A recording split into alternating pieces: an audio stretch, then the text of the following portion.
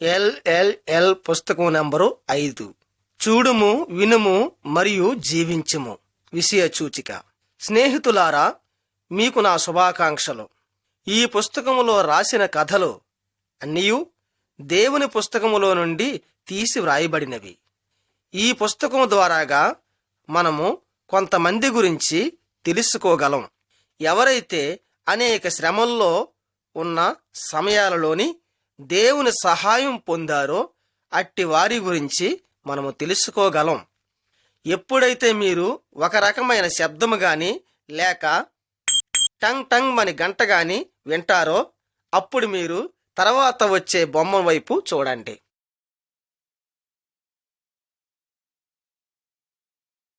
ఒకటవ నంబర్ బొమ్మ.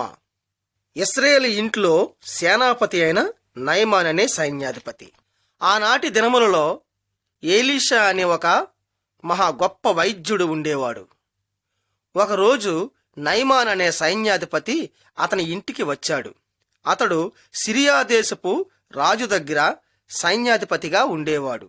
ఆనాడు సిరియా దేశానికి యూదా దేశానికి మధ్య శత్రుత్వం ఉండేది.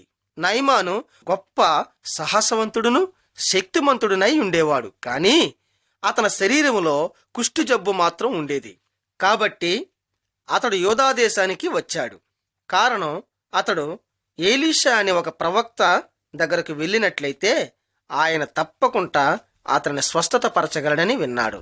కానీ ఆశ్చర్యమైన సంగతి ఏమనగా అతని యొద్దకు నయమాను వచ్చాడు అని విన్నాడు. గాని ఎలీషా మాత్రం నయమానును చూడ్డానికి కూడా వెళ్ళలేదు. అతని యొద్దనున్న ఒక పనివానితో ఈ విధముగా చెప్పి నయమాను యొద్దకు కబురు పంపించాడు. ఏమనగా, నయమాను యోర్దాను నదిలోని 7 సార్లు మునిగి స్నానము చేసినట్లయితే తప్పకుండా అతని జబ్బు నయమైపోతుందని అన్నాడు. ఈ మాట విని నయమాను చాలా కోపం అయిపోయాడు. ఎందుకనగా అతడు అనుకున్నాడు, ఎలీషా నన్ను చూసి ఒక్కసారి తన దేవుని దగ్గర ప్రార్థించినట్లయితే తప్పనిసరిగా నేను ఆరోగ్యం పొందగలనని అనుకున్నాడు. అప్పుడు అతడు చాలా దుఃఖంతో తిరిగి వెళ్ళిపోబోతున్నాడు.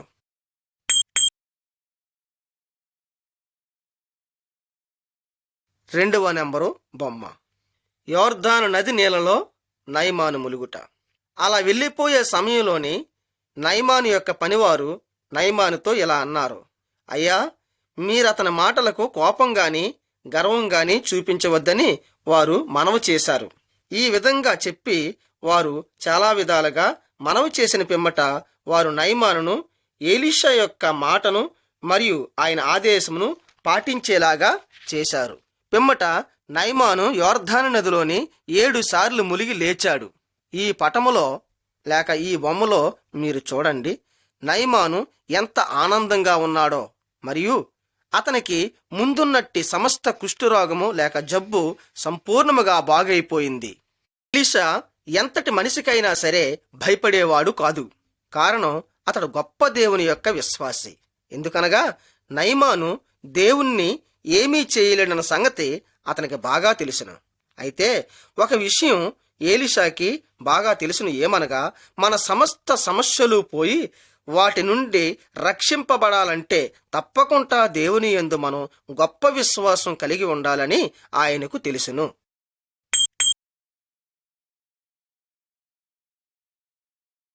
మూడవ నంబరు పటము. ఎలీషా మరియు దేవుని సైన్యమును. దేవుడు ఎలీషాతో ఆరాము రాజు యొక్క సైన్యము వచ్చి యూదా రాజ్యమును ఆక్రమణం చేస్తారు గాని వారు యూదులను ఓడించలేరని చెప్పుట. యూదుల యొక్క సైన్య బలము చూడ్డానికి చాలా తక్కువ మంది ఉన్నారని అనుకుని ఆరాము యొక్క రాజు తన సైన్యమును పంపి ఈ విధముగా వారికి ఆదేశించాడు, మీరు వెళ్ళి యూదుల యొక్క సైన్య బలము చూడ్డానికి చాలా తక్కువ మంది ఉన్నారని అనుకుని ఆరాము యొక్క రాజు తన సైన్యమును పంపి ఈ విధముగా వారికి ఆదేశించాడు, మీరు వెళ్ళి ఎలీషా ఎక్కడ ఉన్నప్పటికైనా సరే అక్కడ నుండి మీరతనిని పట్టుకొని బంధించి తీసుకొని రమ్మన్నాడు. ఒకరోజు ఉదయమునే ఎలీషా మరియు అతని పనివారును బయటకు తిరగడానికి పైకి వచ్చారు. మరియు ఎలీషా వారిని చూశాడు. వారు ఎలీషాను పట్టుకోవడానికి వచ్చారని గ్రహించాడు. వారిని చూసి పనివారు మిక్కిలి భయము చెందారు. మరియు వారిని చూసి భయపడి, అయ్యా, ఇప్పుడు మనం ఏం చేద్దాం? ఎలాగో తప్పించుకోగలం? ఇప్పుడు ఉపాయం ఏంటి అని అన్నారు వారు. అప్పుడు ఎలీషా అన్నాడు కదా, మీరు భయపడకండి, ఎందుకంటే ఇక్కడ మన దగ్గర వారికంటే చాలా ఎక్కువ మంది సైన్యము ఉన్నారని అన్నాడు. అప్పుడు అతని యొక్క పనివారు వారి చుట్టూ చూడగా మహిమగల వస్త్రములు ధరించుకున్న గుర్రముల మీద ఎక్కి కూర్చుని యుద్ధమునకు సిద్ధముగానున్న పరలోకపు సైన్య సమూహమును కల్లారా చూశారు. ఈ సైన్య సమూహము పరలోకములో నుండి వారిని రక్షించుటకు దేవుని యొద్ద నుండి పంపించబడింది.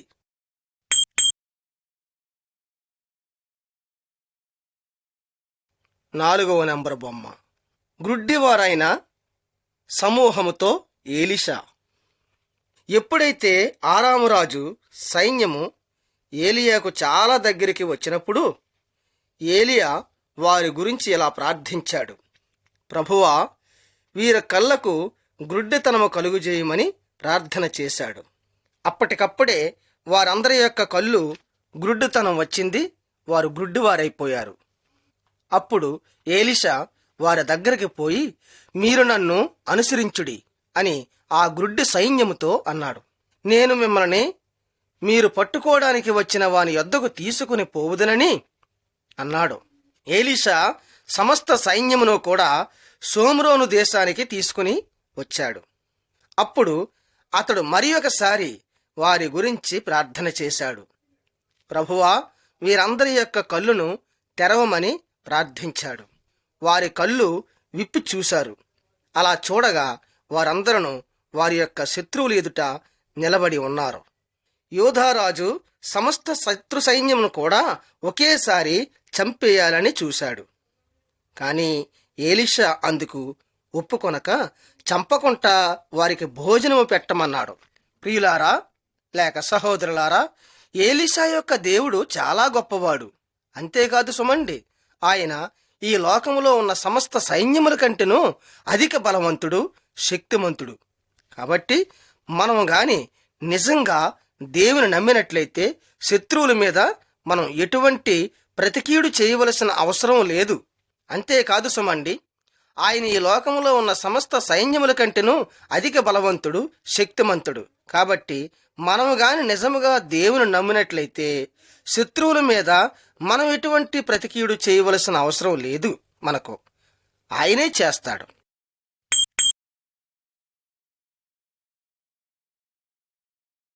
5వ నంబరు బొమ్మ. షోమ్రోను యొక్క ముట్టడింపు. ఆరాము దేశం యొక్క రాజు మరల యూదా దేశం మీదకి దండెత్తి వచ్చి ఆక్రమణం చేశారు. వారు అనేక దినాల వరకు షోమ్రోను పట్టణాన్ని లేక షోమ్రోను పట్టణమును ముట్టడి వేశారు. ఈ లోపుని పైనుండి తినుబండారములు రాలేనందున పట్టణము లోపల మహాకరువు ఏర్పడింది. ఈ పటములో చూడండి, యోధారాజు ఏ విధముగా కోట గోడ మీద తిరుగుచున్నాడో.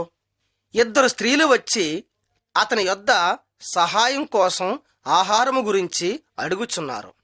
వారు ఎంతటి కరువులో ఉన్నారనగా వారిద్దరును వారి సొంత పిల్లలనే కోసుకొని తినేశారు. ఆ సమయంలో ఏమి చేయాలో అని రాజుకేమీ అర్థమవలేదు. అప్పుడు యోధారాజుకు దేవుని మీద కూడా కోపం వచ్చింది. ఎందుకనగా దేవుడు తనని తన ప్రజలను కూడా ఆరాము దేశపు రాజు చేతిలో నుండి రక్షించలేదని చెప్పి అతనికి కోపం వచ్చింది. అప్పుడు అతడు సిద్ధాంతము తీసుకున్నాడు. ఏమనగా దేవుని సేవకుడైన ఎలీషాను చంపేయాలని అనుకున్నాడు. అలాంటప్పుడు ఎలీషా యూదారాజుకు ఈ విధముగా కబురు పంపించాడు. ఏమనగా, రేపు ఈ వేళకు షోమ్రోను పట్టణములోని రూపాయి ఒక్కంటికి 1 మానిక సన్నన పిండియు మరియు రూపాయి ఒక్కంటికి 2 మానికల అవలను అమ్మబడినని వార్తను పంపాడు. మరి అది నిజముగా జరిగింది.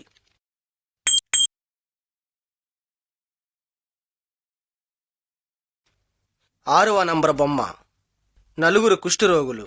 అప్పుడు షోమ్రోను పట్టణము యొక్క గుమ్మమునొద్ద నలుగురు కుష్ఠరోగులు కూర్చుని ఉండేవారు. వారందరికీ కుష్టు జబ్బు ఉండేది. వారు తమంతటా తాము ఒకరితోనొకరు ఈ విధముగా అనుకున్నారు, ఏమనగా, ఇక్కడ కూర్చుని మనం ఎందుకు చావాలి? పదండి, మనము సిరియనుల యొక్క దండుపేటలోనికి పోవుదము అని ఒకరితో ఒకరు అనుకున్నారు. వారు ఆ విధముగా అనుకుని సిరియనుల యొక్క దండుపాలెము యొక్క వెలుపలి భాగమునకు వచ్చి చూడగా, సిరియనులు సైన్యము అంతకు ముందే వారు దేవుని ద్వారాగా గొప్ప యుద్ధము యొక్క ధ్వని మరియు గుర్రముల యొక్క శబ్దమును విని వారి మిక్కిలి భయము చేత వారి యొద్దనున్న సమస్తమును విడిచిపెట్టి సిరియా సైన్యము భయపడి అక్కడి నుండి పారిపోయారు. పిమ్మట ఆ నలుగురు కుష్ఠరోగులను కలిసి లోపలికి వచ్చి వారి గుడారములో చూడగా అక్కడ వారికి ఒక్కరునూ కనబడకపోయెను. ఆ కుష్ఠరోగులు చాలగలంత తిండిని ఇంకా ఇతరమైన వస్తువులను వారికి కావలసినవన్నీ తీసుకున్నారు. అప్పుడు వారిలో వారే ఒకరితో ఒకరు ఇలా అనుకున్నారు, ఏమనగా, మనం చేసే పని ఏమీ బాగులేదని. ఎందుకనగా నిజంగా ఈ దినము మనకు ఒక గొప్ప శుభదినం గాని మనం అది ఇంకొకరికి చెప్పలేదు అన్నారు. అప్పుడు గబగబా పరిగెత్తుకుని వెళ్ళి రాజుకు ఈ శుభవార్తను చెప్పారు. వారా కబురు చెప్పిన తర్వాత కొంతసేపట్లోనే సోమ్రోను పట్టణము ద్వారము దగ్గర సిరియా సైన్యము యొక్క ఆహారమంతా కూడా అమ్మబడింది. ఈ విధంగా దేవుడు తన ప్రజలను బ్రతికించాడు. మరియు వారితో పాటు దేవుడు ఆయన దాసుడైన ఎలీషాను కూడా బ్రతికించాడు. సహోదరులారా, దేవుడు మన కొరకు ఆయన ఏకైక కుమారుని పంపించాడు. ఆయన ద్వారా మనం శాశ్వత మరణము నుండి రక్షింపబడాలని. మరి ఇది కూడా ఒక శుభవార్తమానమే. కాబట్టి మనం ఆ వార్తను ఇంకొకరికి కూడా తప్పకుండా చెప్పాలి కదా.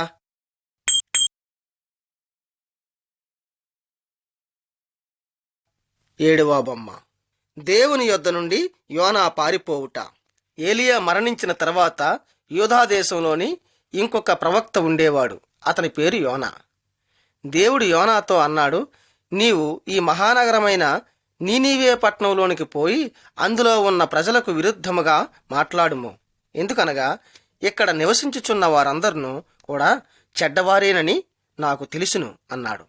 ఈ పట్టణం యొక్క ప్రజలు కూడా యూదులకు శత్రువులే. అందుకు యోనా అక్కడికి వెళ్ళడానికి ఇష్టపడక భయపడి అక్కడి నుండి పారిపోవాలని చూశాడు. పిమ్మట అతడు ఒక ఓడల రేవుకు వెళ్ళి టిక్కెట్ కోసుకొని ఒక పెద్ద ఓడ ఎక్కి ఆ ఓడలో పారిపోతున్నాడు. ఆ ఓడ సరిగ్గా నడి సముద్రములోనికి వెళ్ళిన తరువాత అకస్మాత్తుగా ఒక పెద్ద తుఫాను సముద్రంలో పుట్టింది. ఆ ఓడలో ఉన్నవారందరూ మిక్కిలి భయపడుతూ ఉన్నారు. అప్పుడు ఓడను నడిపించే నావికులు ఇలా అన్నారు, రండి, మనము చీట్లు వేయుదము. ఎవని పేరుని బట్టి చీటు వస్తుందో చూద్దాం, మరియు ఎవరి గురించి ఈనాడు ఎంత ప్రమాదం కలిగిందో చూద్దాం మరియు తెలుసుకుందాం అని అన్నారు. అప్పుడు వారు చీట్లు వేసి యోనా వలన ఈ గండం వచ్చిందని వారు తెలుసుకున్నారు.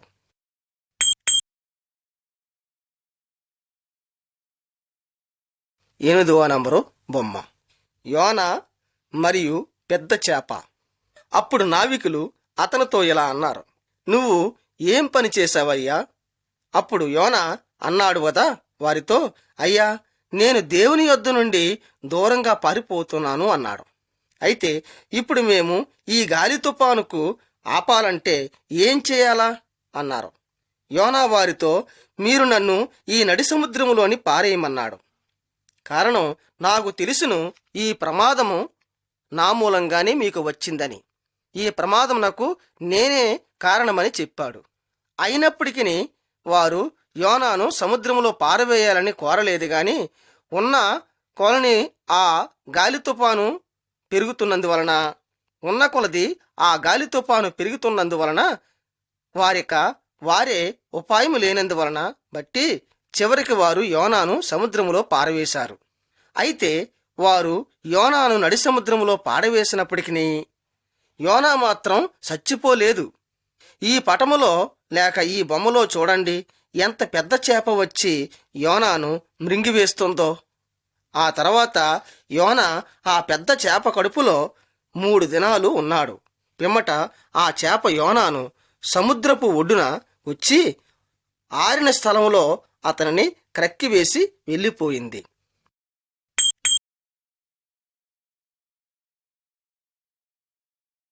9వ నెంబరు బొమ్మ.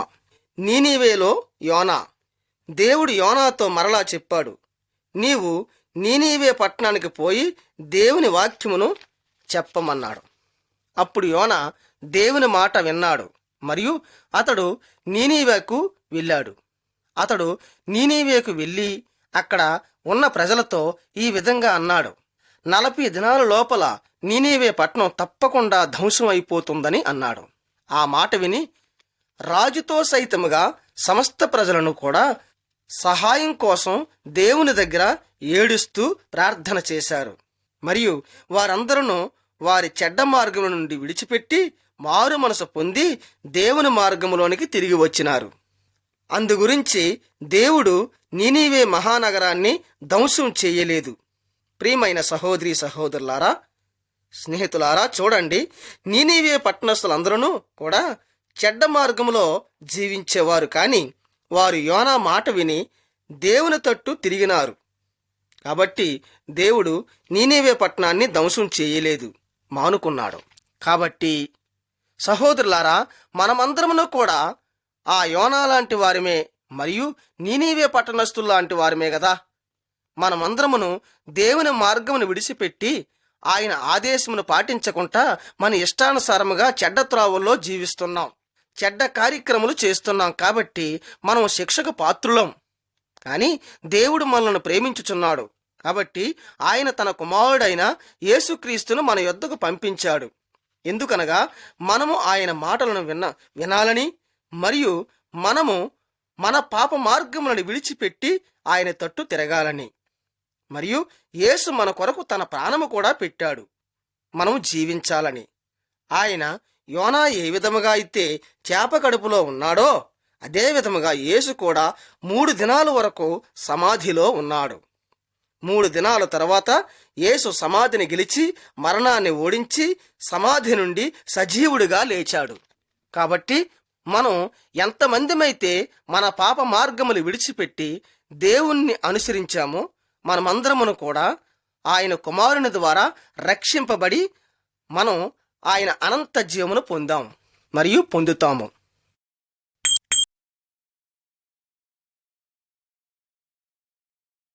9వ నెంబర్ బొమ్మ. రాజును మరియు ఎస్తేరు రాణిని. ఎస్తేరు ఇశ్రాయేలుల యొక్క యూదాదేశపు ఒక యూదుల అమ్మాయి.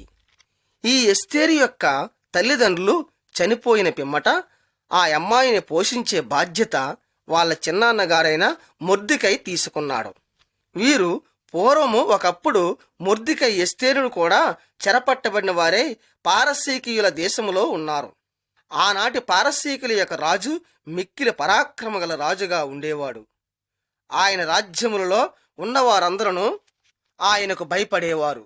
ఎప్పుడైతే రాణి రాజు మాటకు ఆయన ఆజ్ఞకు అవిధేయురాలయ్యిందో అప్పుడు ఆ రాజు ఆమె స్థానంలో వేరొక స్త్రీని రాణిగా చేయాలని అనుకున్నాడు.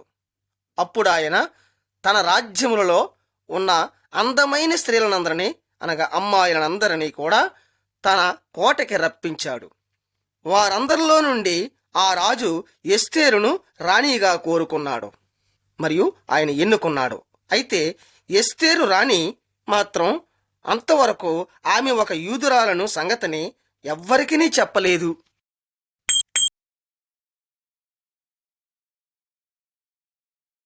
ఎలెవెన్ 11వ నెంబరు పుస్తకం. మొర్దెకై యొక్క అనంగీకారము లేక తిరస్కారము. పారసీకీయుల దేశములోని ఒక వ్యక్తిత్వం గల హామాన్ అనే మనిషి ఉండేవాడు. అతడు త్రోవను నడుచునప్పుడల్లా మనుషులందరూ అతనికి భయపడి తలలు వంచుకొని ప్రణామం చేసేవారు. అయితే మొర్దెకై మాత్రం అలా అతనికి ప్రణామం చేసేవాడు కాదు. కేవలం అతడు త్రోవను నడిచినప్పుడల్లా మనుషులందరూ అతనికి భయపడి తలలు వంచుకొని ప్రణామం చేసేవారు. అయితే మొర్దెకై మాత్రం అలా చేసేవాడు కాదు. కేవలం అతడు ఒక్క దేవునికే భయపడి ఆయన దగ్గరే తల వంచేవాడు. అతడు హామాను దగ్గర మాత్రం తల వంచడానికి ఒప్పుకోలేదు. ఒకరోజు హామాను యూదులకు విరుద్ధముగా రాజుకు ఫిర్యాదు చేసి, రాజా, యూదులు నీ ఆదేశమును పాటించలేదని చెప్పారు.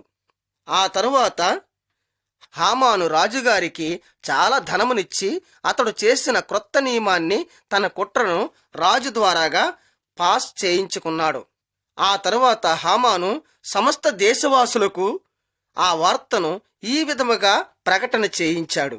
ఒక విశేషమైన దినమునాడు యూదులందరినీ కూడా ఒకేసారి హత్య చేయబడినని ప్రకటన చేయించాడు. మరియు హామాను స్వయముగా తానే ఒక ఉరికొయ్యను తన ఇంటి ముందుని మొర్దెకై గురించి తయారు చేయించాడు. దాని మీద మొర్దెకైని ఉరి తీయించాలని చెప్పి తయారు చేయించాడు. అప్పుడు మొర్దెకై వచ్చి తన గురించి, తన ప్రజల గురించి రాజుతో సమస్త విషయాలను వివరించి చెప్పమని రాణి గారితో ఎస్తేరుకు తెలియజేశాడు. రాణి ఎస్తేరు అతనితో అన్నది ఏమనగా, రాజు చేత పిలువబడకుండా ఎవరైనను సరే రాజు యొద్దకు వెళ్ళినట్లయితే అట్టి వారికి అవశ్యకముగా మరణదండన విధింపబడునని రాజాజ్ఞ ఉన్నదని చెప్పింది. అందుచేత నా గురించి సమస్త యూదులను దేవుని యొద్ద ప్రార్థించవలసిందిగా కబురు పంపించింది. పిమ్మటామె ఒకవేళ ఆమెకు మరణదండన విధించినను సరే ఆమె రాజుతో మాట్లాడుటకు ఆయన పిలుపు లేకుండా రాజు యొద్దకు వెళ్ళుటకు ఒప్పుకున్నది.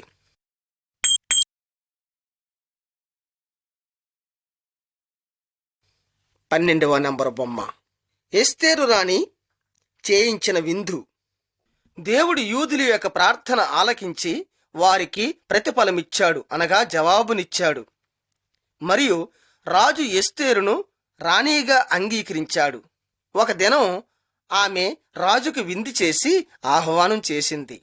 రాజుతో పాటు ఆ విందుకు హామానును కూడా ఆహ్వానించింది. ఆ దినం విందు భుజించు సమయంలోని రాజు ఎస్తేరుని చూసి, నీకేం కావాలనో కోరుకోమన్నాడు. నీ గురించి ఏం చెయ్యమంటావో చెప్పమన్నాడు. అప్పుడు రాణి ఎస్తేరు ఈ విధముగా అన్నది ఏమనగా, నేను నా సొంత జనులతో కలిసి వారి గురించి జీవించాలని కోరుచున్నానన్నది. ఎందుకనగా నన్నును నా ప్రజలను చంపివేయడానికి మమ్మలను అమ్మివేశారని అన్నది. అప్పుడు రాజు అన్నాడు గదా, ఈ పని చేయడానికి ఎవనికి అంత ధైర్యం ఉన్నది, నిన్ను అమ్మడానికి అని అడిగాడు. వాడెక్కడ ఉన్నాడన్నాడు. అప్పుడు రాణి ఎస్తేరు రాజుతో, రాజా, మమ్మల్ని అమ్మివేసిన శత్రువు మరియు ఆ దుష్టుడును ఇదిగో ఈ హామానే అని చూపించింది. పిమ్మట రాజు ఈ మాట ఆలకించి మహారౌద్రుడై మిక్కిలి కోపము చెందాడు. హామాను ఇటువంటి దుష్ట పనికి నాయకత్వం వహించినందుకు బాధపడ్డాడు. అందుకు తగిన శిక్షగా హామాను మొర్దెకైని ఉరితీయుటకు తాను స్వయముగా తయారు చేసిన ఉరికంబానికి వేసి రాజు మొర్దెకైకి బదులుగా హామానునే ఉరితీయించాడు. ఈ విధముగా హామాను మరణించాడు. మరియు అతని మరణం ద్వారా యూదులకు ప్రాణరక్షణ కలిగింది.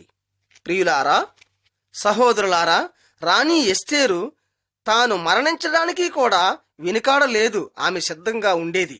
ఒకవేళ ఆమె మరణం ద్వారా తన ప్రజల యొక్క ప్రాణములు గాని బ్రతికినట్లయితే, మరి అదే విధముగా యేసుక్రీస్తు కూడా మనకు నిత్యజీవం అనుగ్రహించాలని ఆయన మన కొరకు కూడా చనిపోయాడు.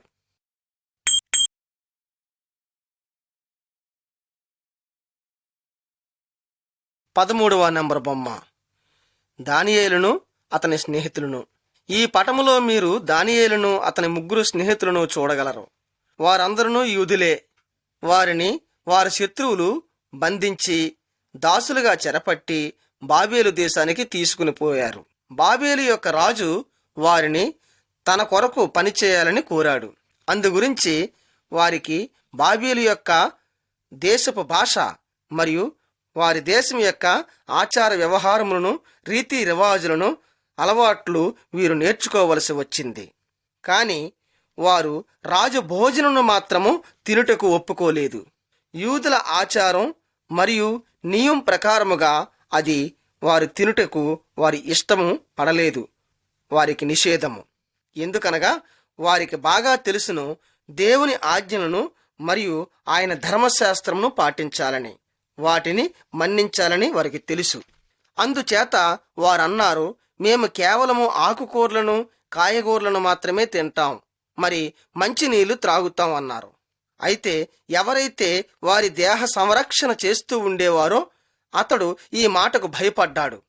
ఎందుకనగా వారు రాజభోజనమును గాని తినకపోతే రోగులై బలహీనులైపోతారని అనుకున్నాడు అతను. కానీ చివరకు బాబేలు యొక్క యువకులందరిలోనూ కూడా వారే ఆరోగ్యవంతులుగాను మరియు విద్యావంతులుగాను కనిపించారు.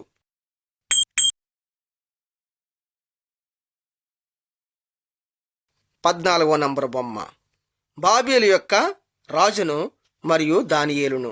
ఒక దినం బాబేలు యొక్క రాజు ఒక కల కాశాడు. అతడు తాను కాసిన కలను గురించి తన రాజ్యములోనున్న సమస్త జ్ఞానులందరినీ పిలిపించి ఆ కల ఏమిటో చెప్పమన్నాడు. కానీ ఆ కల ఏంటో ఎవ్వరూ కూడా చెప్పలేకపోయారు. అందుచేత ఆ రాజు జ్ఞానులందరినీ కూడా చంపేయాలని సిద్ధాంతం తీసుకున్నాడు. అయితే దానియేలును అతని స్నేహితులను కూడా ఆ కల గురించి దేవుని యొద్ద ప్రార్థించగా దేవుడు వారికి ఆ కల ఏంటో బయలుపరిచాడు. అప్పుడు దానియేలు రాజు యొద్దకు వెళ్ళాడు మరియు అతనితో అన్నాడు, అయ్యా, పరలోకములోనున్న దేవుడొక్కడే సమస్తమైన మరుగైన రహస్యములను కూడా బయలుపరచగలడన్నాడు. కాబట్టి ఆ సర్వశక్తిగల దేవుడే రాజుకు భవిష్యత్తులో ఏం జరుగుతుందో అన్నది బయలుపరచగలడన్నాడు. రాజు తన కలలోని ఈ భూప్రపంచము యొక్క రాజ్యములన్నిటినీ చూపాడు. ఆ తర్వాత ఇంకొక చాలా గొప్ప రాజ్యమును కూడా ఆయన చూశాడు. మరి ఈ గొప్ప రాజ్యము మొదట చూసిన రాజ్యములన్నిటినీ ఒక్క దెబ్బతో ధ్వంసం చేసింది. ఆ రాజ్యము ఏదనగా అదే దేవుని రాజ్యము. ఆ రాజ్యము శాశ్వతముగా ఉంటుంది అన్నాడు రాజుతో. దానికి నాశనము లేదన్నాడు. ఆ మాటలు విని రాజు మిక్కిలి సంతోషించాడు. దానియేలు గురించి మరియు ఈ విధంగా తన రాజ్యంలో ఉన్న జ్ఞానులందరూ బ్రతికిపోయారు. మరి రాజు దానియేలును బాబేలు యొక్క అధిపతి గవర్నర్గా చేశాడు.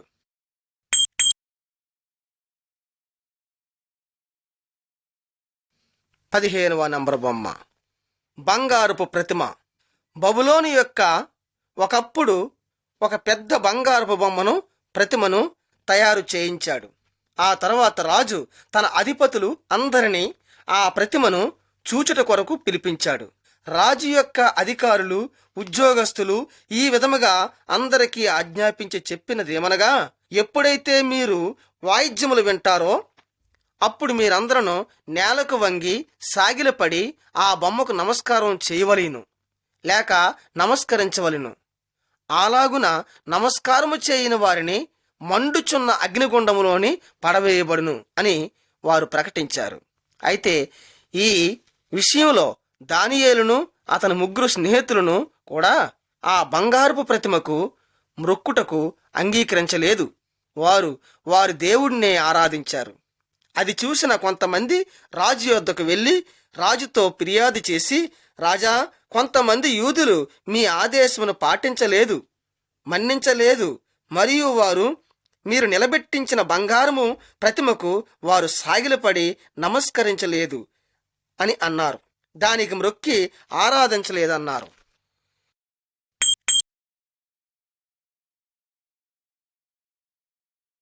16వ నంబర్ బొమ్మ. మండుచున్న అగ్నిగుండం. పిమ్మట రాజు షద్రకు, మేషాకు, అబేద్నెగో అనువారు 3 పిలిచి, మీరు గాని నా బంగారం బొమ్మకు మ్రొక్కక దానికి సాగిలపడి నమస్కరించకపోయిన ఎడల నేను మిమ్మలను తప్పకుండా ఈ మండుచున్న అగ్నిగుండంలో పడవేసి చంపేస్తానన్నాడు అని భయపెట్టాడు. మరియు రాజు వారిని చూసి, నా చేతిలో నుండి మీ దేవుడు మిమ్మలను రక్షించగలడా అని అడిగాడు. అందుకు వారు ఇట్లన్నారు, రాజా, మేము ఏ దేవుణ్ణి ఆరాధిస్తున్నామో ఆ దేవుడు మమ్మలను తప్పకుండా రక్షించగలడని అన్నారు. ఒకవేళ ఆయన మమ్మలను రక్షింపలేకపోయినను సరే, మేము మాత్రము నీవు నిలబెట్టిన ఈ బంగారం బొమ్మకు మ్రొక్కము అని అన్నారు. దానికి సాగిలపడమని నమస్కరించడమని అన్నారు. చివరికి షద్రకు, మేషాకు, అబేద్నెగో అనువారు ముగ్గురికి కూడా రాజు మండుచున్న అగ్నిగుండంలో పడవేయించాడు. ఆ తర్వాత రాజు హఠాత్తుగా ఆ మండుచున్న అగ్నిగుండంలోకి వంగి చూసి పెద్ద కేక వేసి ఇలా అన్నాడు, అదిగో చూడండి, అగ్నిగుండంలోని 4 మనుషులు నడుస్తున్నారు కదా. అందులో 4వ వాని రూపము దేవదూతల రూపమును పోలినదని నాకు తోచుచున్నదని ఆశ్చర్యంగా అన్నాడు. పిమ్మట రాజు వారిని అగ్నిగుండములో నుండి పైకి తీయించి చూడగా వారి శరీరములో ఏ భాగమును కూడా అగ్ని చేత కాలబడలేదు, అగ్ని వాసన కూడా వెయ్యలేదు. అప్పుడు ప్రజలతో రాజు ఈ విధముగా అన్నాడు, షద్రకు, మేషాకు, అబేద్నెగో అనువారి వీరి దేవుడు పరలోకము నుండి ఒక దేవదూతను పంపించి ఆయన తన సంతానమును ఈ అగ్నిలో నుండి రక్షించాడన్నాడు. ఈ లోకములో మరి ఏ దేవుడును కూడా ఈ విధముగా రక్షించలేడు అని రాజు అన్నాడు.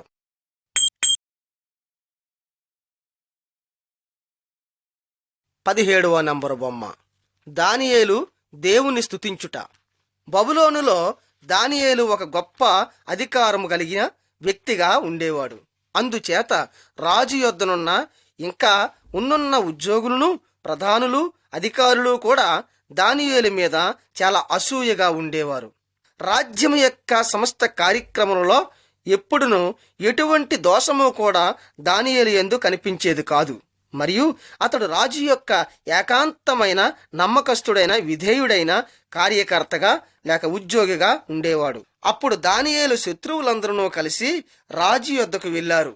వారు రాజు యొద్దకు వెళ్ళి, రాజా, తమరు ఒక నూతన ఆదేశమును లేక ఆజ్ఞను చాటించవలెను. అది ఏమనగా, ఒక రాజును తప్ప మరి ఇతరమైన ఏ దేవతనైనను సరే, ఏ దేవుడినైనా సరే ఎవరైనను ప్రార్థించినట్లయితే అట్టి వారిని పట్టి సింహాల గుహలోని పడద్రోయబడువని చెప్పి మీరొక శాసనమును తయారు చేయమని చెప్పారు. వారి యొక్క మనవిని బట్టి రాజు ఆ విధముగానే ఒక నూతన చట్టమును తయారు చేసి ప్రజలకు వినిపింప చేశాడు. దానియేలు ఈ నూతన చట్టమును విన్నాడు. కాని అయినా సరే అతడు తన దేవుణ్ణి తప్ప వేరొక బొమ్మను మ్రొక్కుటకు ఇష్టపడలేదు. అతడు తన దేవుని సన్నిధిలోనే ప్రతిదినము ప్రార్థించేవాడు. ఈ విధముగా దానియేలును తన స్నేహితులను కూడా వారి దేవుని దగ్గర ప్రార్థించడం చూశారో అప్పుడు వారి శత్రువులు రాజు దగ్గరికి వెళ్ళి, రాజా, దానియేలు మీ ఆదేశమును పాటించలేదని చెప్పారు.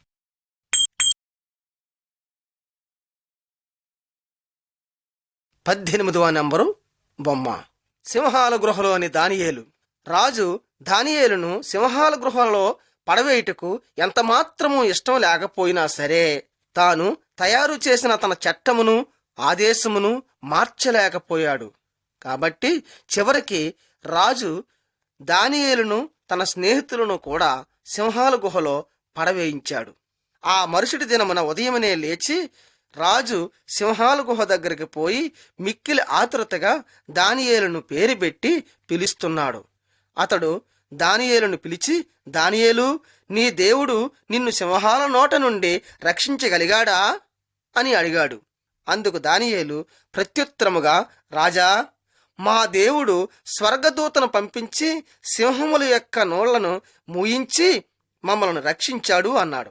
ఆ మాట విని రాజు మిక్కిలి సంతోషించాడు. ఆ తర్వాత రాజాజ్ఞ ప్రకారంగా దానియేలు యొక్క శత్రువులందరినీ పట్టుకొని ఆ సింహాల గృహలోని పడవేశారు. పిమ్మట పడకుండానే, అనగా సింహాల గృహలో పడిన వెంటనే శత్రువులను సింహాలు ముక్కలుగా చేసి చీల్చుకొని తినివేశాయి. సహోదరులారా, మన శత్రువులు మనకు ఏదైనా కీడు చేస్తారేమోనని చెప్పి అందు గురించి మనం భయపడనక్కర్లేదు. ఒకవేళ మనం గాని దానియేలు యొక్క జీవమగల దేవుణ్ణి నిజంగా నమ్మినట్లయితే ఆ భయం మనకు అక్కరలేదు. అయితే ఒకవేళ మనుష్యులు మనలను శత్రుత్వంతో శారీరకంగా చంపివేయవచ్చును గాని అయినప్పటికీ కూడా విశ్వాసులమగు మనము ఈ మరణం తర్వాత యేసుక్రీస్తులోని అనంత జీవం పొందగలము.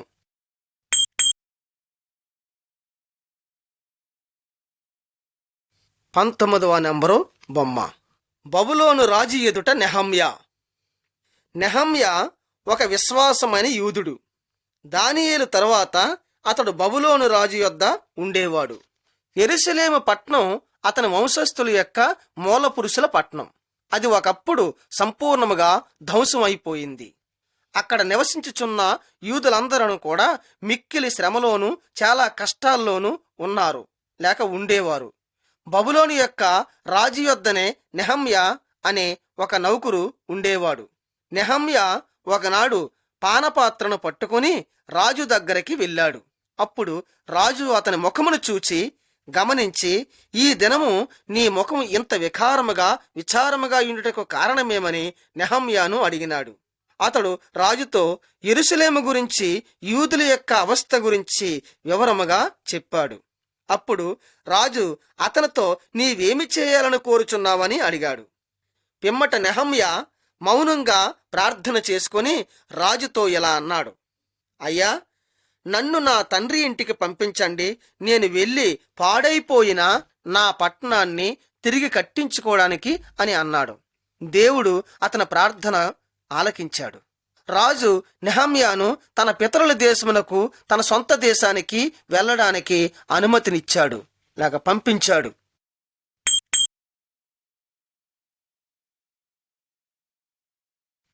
20వ నెంబరు బొమ్మ. నెహమ్యా వెళ్ళి కూలిపోయిన లేక ధ్వంసమైపోయిన పట్టణాన్ని తిరిగి చూచుట. రాజు నెహమ్యాకు యెరూషలేము నగరం తిరిగి కట్టించడానికి కావలసినంత సమస్తమైన సామగ్రిని మరియు మనుష్యులను కూడా సహాయం చేశాడు. వారు బబులోనులో నుండి యెరూషలేముకు వెళ్లారు. యూదుల యొక్క శత్రువులు నెహమ్యా వచ్చిన సంగతిని విన్నారు. వారు నెహమ్యా వచ్చినందుకు మిక్కిలి కోపం చెందారు. ఎందుకనగా యూదులకు ఎవ్వరూ కూడా సహాయం చేయడం వాళ్ళకిష్టం లేదు. నెహమ్యా వారికి ఏమాత్రమునూ భయపడలేదు. అతడు మొట్టమొదట యెరూషలేము యొక్క కూలిపోయిన గోడలన్నీ తిరిగి చూశాడు. అయితే అతడు రాత్రి యొక్క అంధకారములోని వెళ్ళి చూసి వచ్చేవాడు కాబట్టి అతనిని ఎవరినో గమనించలేదు. ఆ మరునాడు ఉదయం నెహమ్యా యూదులందరినీ పిలిచి, రండి, మనం కూలిపోయిన యెరూషలేము యొక్క గోడలను మరలా తిరిగి కడదామని అన్నాడు. దీనిని బట్టి మన జాతి యొక్క కలంకము కొంతవరకు పోవునని అన్నాడు. అతడు తన ప్రజలతో అన్నాడు కదా, దేవుడు మనకు తోడై ఉన్నాడు కాబట్టి మనం ఎటువంటి శత్రువులకు భయపడనవసరం లేదన్నాడు. కాబట్టి సమస్త యూదులను నెహమ్యాతోటి కలిసి పనిచేయుటకు రాజీ అన్నారు.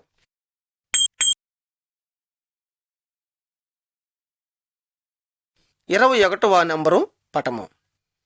యెరూషలేము నగరము యొక్క గోడలు తిరిగి కట్టుట. ఈ పటములో చూడండి, యూదులందరూ కలిసి పడిపోయిన గోడలను మరలా తిరిగి కట్టుచున్నారు. కొంతమంది గోడలను శుభ్రము చేయుచున్నారు, కొందరు ఆ గోడలను కట్టుచున్నారు, మరికొందరు వారికి సహాయము చేస్తున్నారు. ఆ నగరం యొక్క గవిని ద్వారము కూడా మరలా క్రొత్తగా నిర్మించారు. ఇదంతా చూసి యూదుల యొక్క శత్రువులు చాలా మిక్కిలి కోపాలతో మండిపడుతూ ఉన్నారు. వారు యూదులను పనిచేసేటప్పుడు చంపేస్తాం అని వారిని భయపెట్టారు. అయితే నెహమ్యా మరలా దేవుని దగ్గర ప్రార్థన చేశాడు. తన కార్యమంతటికి దేవుని నడిపింపును దయచేయమని అడిగాడు. ఆ తర్వాత అతడు కార్యములు సక్రమంగా జరుగుట గురించి కావల వారిని ఏర్పాటు చేశాడు. మరియు అతడు కాపుకాయి వారికి, పనివారికి కూడా అందరి చేతికి ఆయుధములను ఇచ్చాడు. వారు తమ శత్రువులను ఎదిరించాలని ఇచ్చాడు.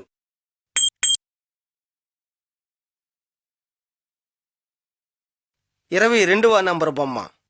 యెరూషలేము నగరము యొక్క గోడలు తిరిగి కట్టే సమస్త పని ఎప్పుడైతే పూర్తి అయిపోయిందో అప్పుడు సమస్త యూదులను మరలా తిరిగి కలుసుకున్నారు.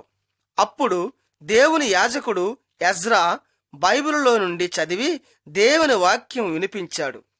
అది విని అనేక మంది ఏడ్చుటకు మొర్రపెట్టుటకు మొదలుపెట్టారు. వారు దేవునికి విరుద్ధముగా పాపము చేసి అవిధేయులయ్యారని తెలుసును. వారు చేసిన పాపములను బట్టియే యెరూషలేమును వారి శత్రువుల ద్వారా ధ్వంసము చేయించాడు.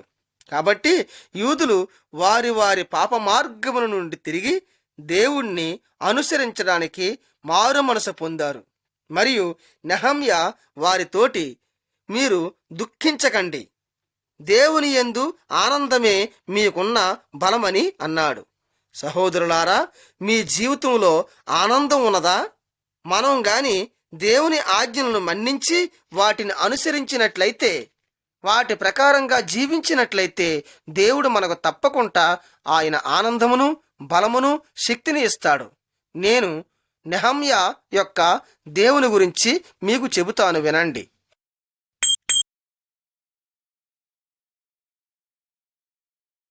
23వ నంబరు బొమ్మ. సిలువలో యేసుక్రీస్తు. దేవుణ్ణి తెలుసుకోవడానికి ఒకే ఒక మార్గం ఉన్నది. ఆ మార్గమును మనకు చూపించడానికే దేవుడు తన కుమారుణ్ణి పంపించాడు. చాలా సంవత్సరాల క్రిందట దేవుడు ఈ భూలోకములో జీవించేవాడు. మానవుల యొక్క సహాయం గురించి ఆయన చాలా కార్యాలు చేశాడు. ఏ విధముగా మనం ఆయన కృప, అనుగ్రహం, దయ పొందగలమో ఆయన మార్గమును గురించి దేవుడు మనకు ఆ విషయాన్ని బయలుపరిచి చూపించాడు. కానీ మనం ఆయన మార్గంలో నడలేదు. అయితే మనం అందరమును కూడా దేవునికి విరుద్ధంగా పాపం చేశాం. ఆ పాపానికి జీతమేమనగా ఆత్మీయ మరణం, దేవునిలోని చనిపోవుడు. దేవుడు దానియేలును మరియు ఏలియాను కూడా ఆ మరణం నుండి రక్షించాడు. కానీ ఆయన కుమారుడైన యేసుక్రీస్తును మాత్రం మరణం నుండి రక్షించలేదు. దుష్టులందరూ కలిసి ఆయనను చంపివేశారు. శిలువ మీద వేసి ఆయనకు మ్రేకులు దిగగొట్టారు. యేసు మన పాపల నిమిత్తమే ఆ శిలువ భారమును, శిక్షను భరించాడు. ఎందుకనగా ఆయన మనలను ప్రేమిస్తూ ఉన్నాడు కాబట్టి మనము దేవుని యొద్దకు వచ్చినట్లయితే ఆయన తప్పకుండా మన పాపాలు క్షమించగలడు.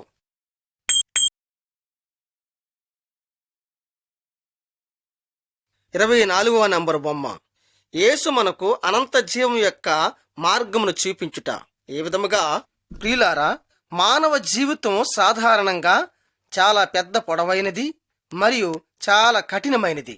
కాబట్టి మన జీవితపు ప్రయాణములో అడుగడుగున మరణగుండాలు ఎదురవుతూ ఉంటాయి. ఈ మార్గంలో మరణ భయములు చాలా ఎక్కువగా ఉంటాయి. మనమందరమును దేవునికి అవిధేయులమయ్యాం మరియు దేవుని మార్గమును విడిచి మనం సాతాను మార్గంలోని నడుస్తున్నాం. ఈ మార్గం మనలను మరణం తర్వాత శాశ్వతంగా నరకానికి తీసుకుపోయే మార్గం. అయితే యేసుక్రీస్తు మనలను ఆ మార్గము నుండి రక్షించి దేవుని మార్గమును చూపించి మరణం తర్వాత ఇక మనం శిక్షను అనుభవించకుండా శాశ్వత జీవం పొందడం గురించి క్రీస్తు మన గురించి శ్రమలను అనుభవించి శిలువలో మరణించాడు. మరియు ఆయన మనకు దేవుని మార్గమును చూపించగలడు. మనం తప్పకుండా ప్రభువైన యేసుక్రీస్తును చూపించిన మార్గంలోని నడుచుకుందాం. అయితే ఈ మార్గం చాలా కఠినమైనది మరియు ఇరుకైనది. ఈ మార్గములో నడుచినప్పుడు మనం అప్పుడప్పుడు నానా రకమైన సమస్యలు, శ్రమలు, కష్టాలు అనుభవించవచ్చును. ఏ విధముగా అయితే మన పూర్వీకులను, తన శిష్యులను శ్రమలు, బాధలు అనుభవించారో అదే విధముగా. అయితే యేసుక్రీస్తు చూపించిన మార్గమే పరలోకపు మార్గము. ఈ మార్గంలో ఎటువంటి దుఃఖమును లేదు మరియు ఈ మార్గంలోనే శాశ్వత కాలం యొక్క శాంతి, సమాధానము, నిజమైన ఆనందమును ఉన్నది. మరియు దేవుడు కూడా ఈ మార్గంలోనే ఉన్నాడు. యేసుక్రీస్తు ఈ విధముగా అన్నాడు, నేనే మార్గమును, సత్యమును, జీవమునై ఉన్నాను. నాలో నుండి అనగా నా ద్వారానే తప్ప ఎవ్వరును తండ్రి యొద్దకు రాలేరు అని అన్నాడు. కాబట్టి రండి, మనం దేవుని దగ్గర ప్రార్థన చేద్దాం మరియు మనం ఆయన యొద్ద కోరుకుందాం. ఆయన మనకు సరి అయిన మార్గమును చూపించమని ప్రార్థన చేద్దాం. దేవుడు మన ప్రార్థన ఆలకించునుగాక.